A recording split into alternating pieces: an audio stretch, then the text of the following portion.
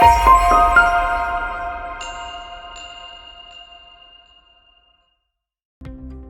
we're going to look at prioritize, and we're going to start with member segments. And the scores by member segment are a really interesting place to look at what's happening across age groups, for example, or the most valued amenity. And this is a powerful place for you to review your club. The power of this happens through filters though. So let's just select it by age group. And we've got 1, 2, 3, 4, 5, 6 age groups.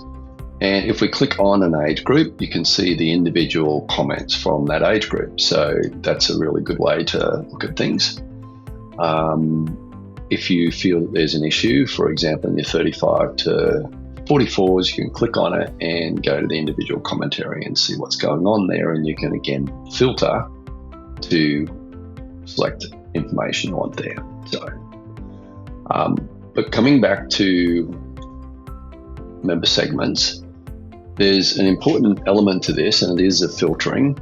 So if you use the filters here and you look at your club, for example, and run it, you'll see it will shift, okay? And when it looks at the group, you can compare it to the group.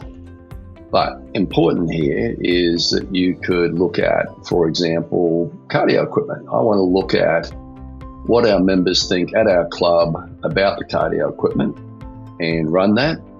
And you can see that the 45 to 55-year-olds don't particularly like the cardio. And that's an interesting question as to why that would be. And all these scores in this value satisfaction are low. So that's something you might want to look at. The high scores, great.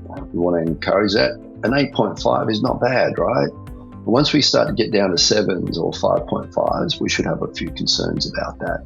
And so overall for the Affinity Gym, which is a demo system, cardio equipment isn't well liked, and there's a sentiment there, and that will be worth exploring as to seeing why. Now, a good example may be that the equipment's dated and is due for an upgrade. And maybe there's an upgrade in process, new treadmills arriving next month.